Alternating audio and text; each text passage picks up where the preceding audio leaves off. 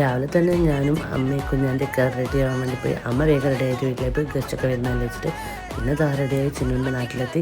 അവിടെ എത്തി ആദ്യം ഏച്ചീൻ്റെ ആൾക്കാർ കയറാമെന്ന് വിചാരിച്ചിരുന്നത്. പിന്നെ അവരെത്താൻ ലേറ്റ് ആയപ്പോൾ ഞങ്ങൾ തന്നെ കയറി. പിന്നെ ഏച്ചീൻ്റെ ഏട്ടൻ്റെയും ആദ്യത്തെ എൻഗേജ്മെൻ്റ് അവരുടേതായിരുന്നു. അത് കഴിഞ്ഞിട്ടാണ് ഞങ്ങളത് ഉണ്ടായിരുന്നത്. കണ്ണമോതിരക്കെട്ട് മുട്ടായിയൊക്കെ കൊടുത്ത് കുറച്ച് ഫോട്ടോസൊക്കെ ഞാൻ ഇതിൻ്റെ കൂടെ അടുത്ത വീഡിയോ ആയിട്ട് ആഡ് ചെയ്ത്. ഇതൊക്കെ ഞങ്ങൾ കൊടുത്ത ഗിഫ്റ്റിൻ്റെ വീഡിയോ ആണ്. അത് ഞാൻ അടുത്ത വീഡിയോയിലിട്ട് ക്ലിയറായിട്ട് കാണിച്ചു തരാം. പിന്നെ ചാതാൻ കൈമാറലൊക്കെ അടിപൊളിയായിട്ട് നടന്നു. ഫോട്ടോഷൂട്ടൊക്കെ അടിപൊളിയായിട്ട് തന്നെ നടന്നിട്ടുണ്ടായിരുന്നു. പിന്നെ അവിടുത്തെ ഫുഡും അടിപൊളിയായിരുന്നു. എല്ലാം കൊണ്ടും ഹാപ്പിസ്റ്റ് ഡേ ആണ്.